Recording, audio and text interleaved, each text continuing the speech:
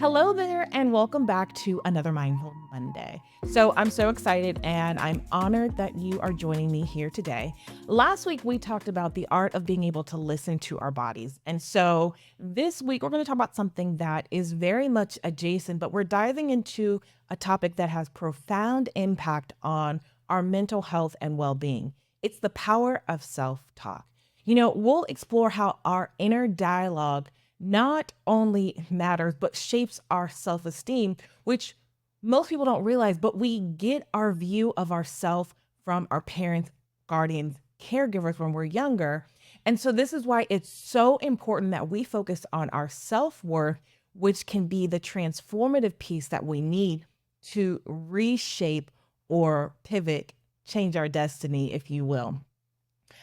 I want you to imagine the last time you were caught in a spiral. I won't ask, have you ever been caught in a spiral? But you know what I mean, where you have that incessant talk going on, or maybe a fight ensued between you and somebody else. And so you're thinking about all the things that you could have said, you should have said, or they said, or how could they?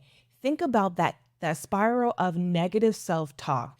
Those moments where you are just so critical on how something from the past went, right? Or maybe you're doing some critiquing of an event that's coming up. You've got that negative self-talk, making yourself maybe doubt the event or the action you're about to take and doubt your own abilities. Well, this incessant talk, this narrative, sometimes some people have the stream of narratives, and unfortunately we're wired, or a lot of us are wired, to think negatively. And this is our inner dialogue. Whether you are a person who is prone to think negatively or prone to think positive, this is crucial in shaping our overall self-esteem, which is tied to, of course, our mental health, well-being, physical health, emotional health, spiritual health. I mean, it's tied to everything, the thoughts that we think, because we give them life. In some places and spaces, people believe our words are not just words, but they are intentions, they're energy that we're putting out there. And that they're almost like little spells. There's something that you're casting into the universe that you want to happen. So self-esteem is largely influenced by the perceptions and feedback that we got from our parents. If you weren't raised by your parents, then the caregivers, the people who were in your surrounding area when you grew up. And this happens during our most formative years. And so if we were encouraged and if we were supported, then we're likely to have and have developed a healthy self-esteem. Now, conversely, if we grew up in an environment where maybe we were always criticized or our emotional needs weren't met, we were neglected, those negative messages are something that really can stick with us. It could be something that we've internalized, or you've internalized well into adulthood. And that's why it's so important to have this tool or develop this tool of your inner dialogue to where you can start reframing and essentially rewiring your brain to think more positive, therefore enhancing your self-esteem. So, a funny, or maybe not funny fact or statistic, but they say our self-esteem remains basically constant. It gets developed by the age of 5 and remains relatively constant the rest of our lives. So think about that.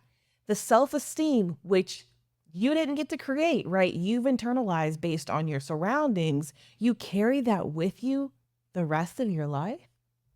Well, that's why I think that this message is so important, because it allows us to start making changes not only in our thought patterns, but in our self-esteem. If we want to have a higher self-esteem, have a higher self-worth, then we can do that by rewiring our brains and essentially reparenting ourselves, our former selves, so that we have a higher, healthier self esteem, self worth, and all the things that tie to that. But, here's a really important thing. While self esteem is so important, I think it's often very conditional, right? it's based on an achievement or other people's approval, which is why today I really want to focus on maybe reframing that in the importance of self-worth as opposed to self-esteem. Because again, like I said, self-esteem is something that most, according to research, that we develop by the age of 5 and basically stays constant. And this is based on our interaction, the mirroring, the attuning that we got or did not get from our parents and caregivers. So if we can lean more to building our own self-worth, then that is something concrete and that we have more control over. Now, I want to give you this quote. It is to help you maybe reframe or think about things. But the quote is it is by Nestle Booth, and it said that both our first and last love is self-love. So self-worth is really about recognizing and valuing yourself inherently, regardless of what's going on in your life, the external factors, I'll say. It's more about the internal value that you put. You actually get to decide your worth compared to what's going on. So I know that sometimes, and I'm definitely I've definitely fallen subject to this. Things may not be going right in your life. We've got a lot of things going on in the world, and based on things going on in the world, you could essentially be tying your self-esteem to that, your self-worth, or oh my gosh, there's an unexpected bill. How could I forget? How could I be so dumb or so stupid? I don't know if you've ever said that, to forget that, this bill was coming and I don't have the money right now, or I don't have the funds, or the funds are coming later for this particular bill. Well, if that sounds familiar or anything adjacent to it, that is using an external factor to validate or really invalidate your own worth. So a simple shift in perspective can really be life changing, especially when we incorporate positive self talk into our lives. So, you know, your belief system, this is something that when I work with clients, I focus heavily on because it's your belief system that really grounds you and helps dictate your action. And it's the alignment or misalignment that a lot of people have where they end up in places, spaces, even thought patterns that they did not intend on visiting. And it's about giving us ourselves that pause, that break, if you will, to reevaluate how my actions, thoughts, beliefs are in fact aligned. Actions, thoughts, behaviors, I should say, are aligned with my beliefs. So your beliefs really affect how you interact with the outside world and your self confidence, as well as other attributes such as self worth, self love, self respect, are also impacted by how well you have cultivated that relationship with yourself. And so part of that relationship, like how we talked last week about developing the relationship or the communication to be able to listen to your body and respond, right? It's a constant communication. When I feel a pain or a tightness, that's my body communicating something to me before it completely just breaks down, right? And so my ability to kind of tune in, to fine tune my hearing, whether it's internally or even externally, because we hear, I'm of the age where I hear cricks and creaks now and pops. So being able to fine tune and listen to my body, I'm able to better respond to what my body needs. So again, that's cultivating that relationship with self, which is what we're doing today with realizing the importance of positive self-talk and how that increases our stock, our self-worth stock again. So the impaired self-concept, or I'll say broken relationship with oneself, really, really, really negatively interferes with our ability to be happy. I mean, isn't that what we all want at the end of the day, is to be happy, whatever that looks like to you, whatever metrics you are utilizing to measure what happiness is, or joy or peace or what have you. You know, it's it's unfortunate, but fortunate. I'll say at least 80% of the clients that I have worked with have struggled with feeling some form of unhappiness or unworthiness, disconnect from their lives. And it's the relationship we have with ourselves, which really can prevent you from achieving the desired level of success, happiness, and satisfaction with your life that some of us face. So, we hear a lot about relationships. And, you have your relationships with your partner. We're talking about today, relationships with self. You have friendships. You have situationships, no judgment. And then you have those ships that have already sailed, right? Those that are no longer here with us. And so, in service of all of these outside relationships, we often overlook and sometimes neglect the most important relationship of all. And that's what we're talking about, the relationship with ourself and how do we cultivate that. So to develop a healthy relationship and create a better view of self, what we needed back then, if you will, when we were younger, is we needed our parents and caregivers to mirror and attune what positive self-talk was. Now, I'm pretty sure if we were in a classroom right now, if we were all gathered together, sipping some wine or some water, what have you, and I asked how many of you all, sorry, it's the South, it's coming for me. How many of you, as a child, saw your parents or had a conversation with your parents about self-esteem, positive self-talk?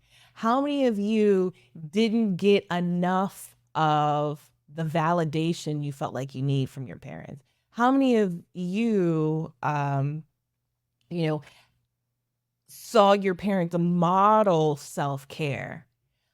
I'm likely willing to bet that a lot of us are going to say, we don't know really what that looks like. And, maybe you saw your parents exercise or you saw them do that, but, was a conversation had? Our ability to be able to self assess and then develop and cultivate this relationship with self and in turn have a positive self talk, we gotta run that back because it starts with how we were essentially, how we were parented or not parented, if you will, when we were younger. So a really big factor in the development of how we view ourselves and our self-talk is the fact that as children, we were so dependent on those around us to give us this framework that many of us didn't get. And so by nurture and your early self-perception was likely um maybe hindered, if you will. I'm not to say, okay, this is not nothing against parents because we only know what we know and we do the best we can with what we have, but it might have been hindered by how you were seen by those in your family, your caregivers, the most important figures in your life, right? And for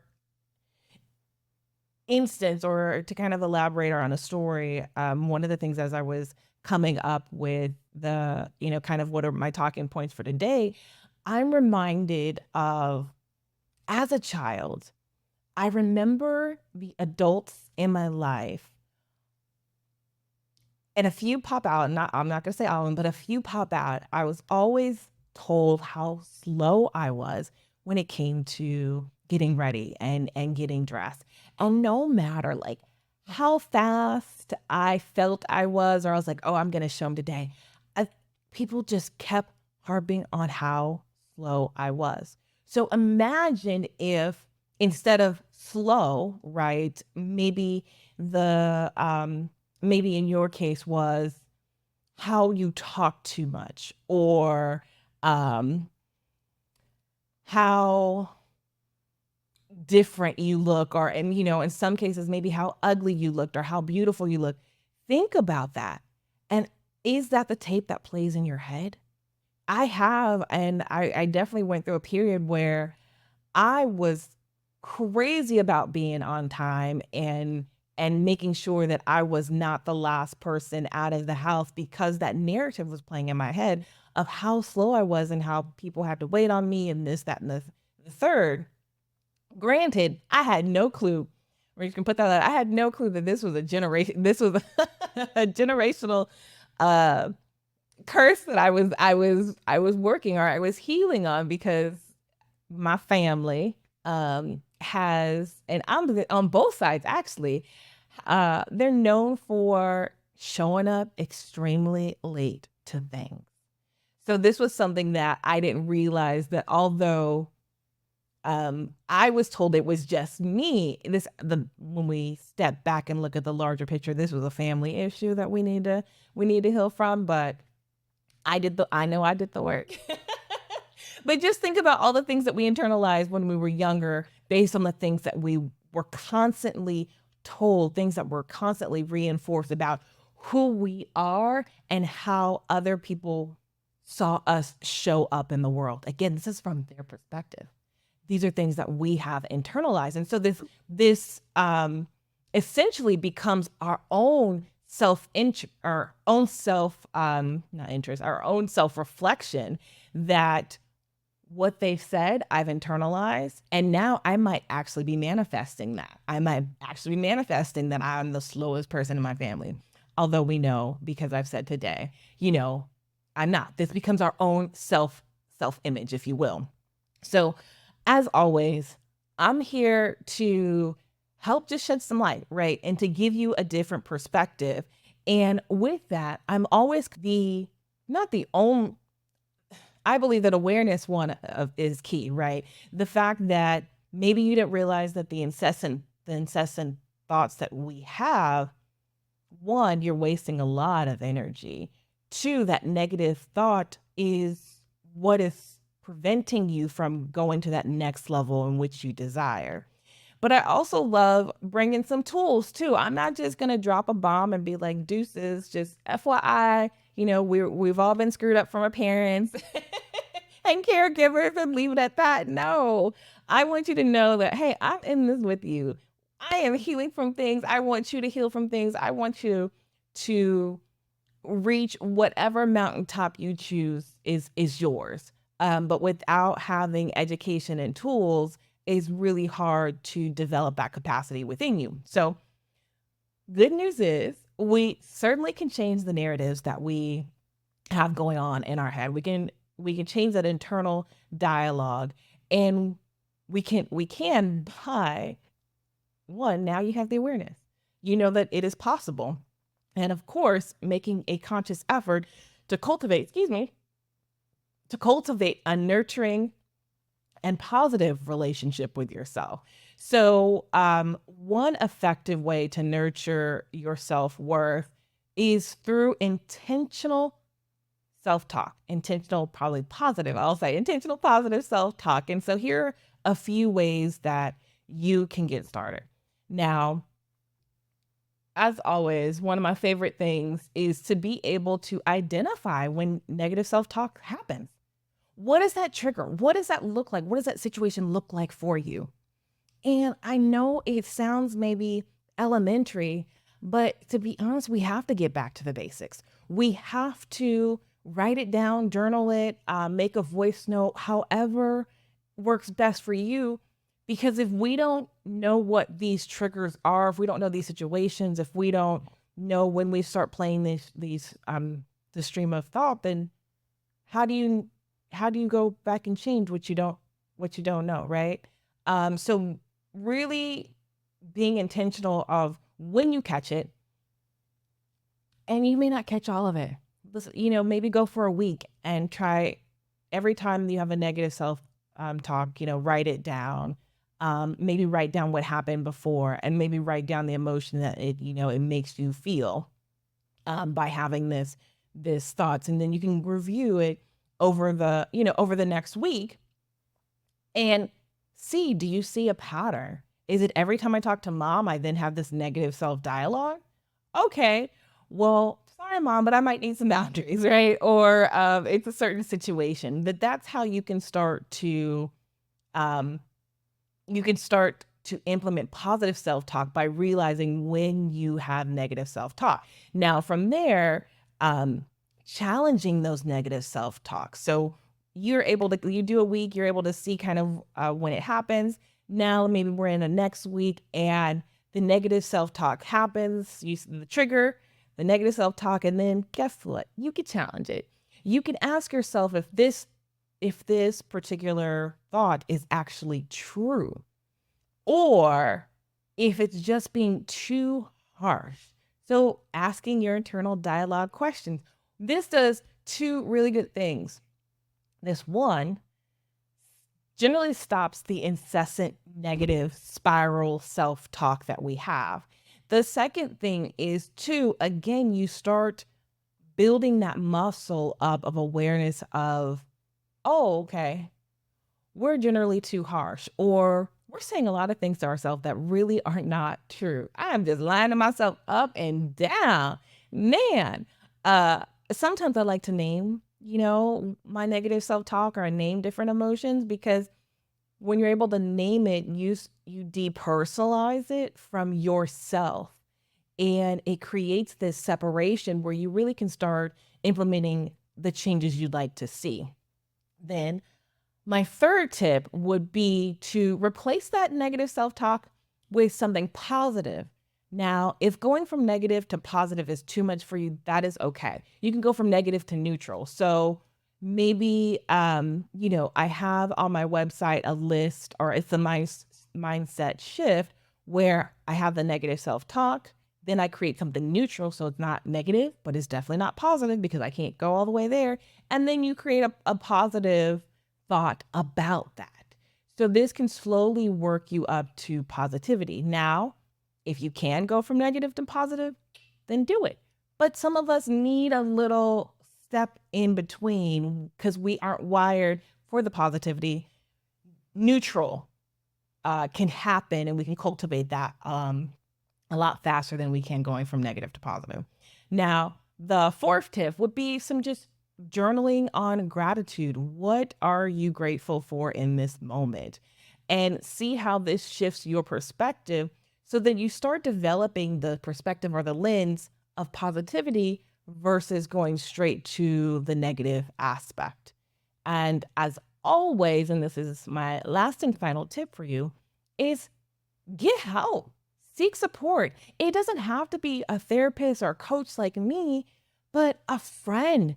If you tell your friend, especially, someone who's created safety for you, a safe space, some of the negative self-talk you're saying to yourself, they can be like, girl, no, you are beautiful. You are so smart. You are this. And it helps you again, just kind of reframe that. Again, it's almost like asking yourself when you have that negative self-talk, is this in fact true? Right? Is this too harsh? That's what a friend can do for you. They can essentially be the mirror that you might need in that moment to reflect back that, yeah, what you're saying doesn't really align with who and how you show up as. And so by shifting the focus from the external validation to internal appreciation, we really can foster a deep sense of self-worth. So I want you to remember that the way you talk to yourself, it actually matters. So be kind, be patient, and above all, be compassionate with yourself, just like you would your best friend. I want to thank you so much for tuning in again today on this Mindful Monday. I hope that these tips were incredibly helpful and to help you start nurturing your own internal dialogue. Do not forget to subscribe to my content where you find more things on holistic wellness. Again, I love being the perspective shifter. That's why it's called Prism Vibes. It's that prism where prism is always getting light, but at a certain degree, at a certain angle is when it can refract this beautiful rainbow, this spectrum of light that we're able to see.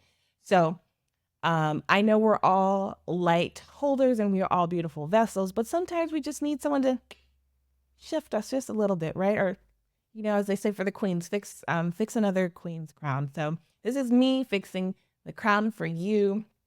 or just holding up a mirror so you know that your crown's a little crooked. But there's nothing wrong with that. I love to hear from you, your thoughts, your perspectives. And until next time, be well. Thank you so much. Bye.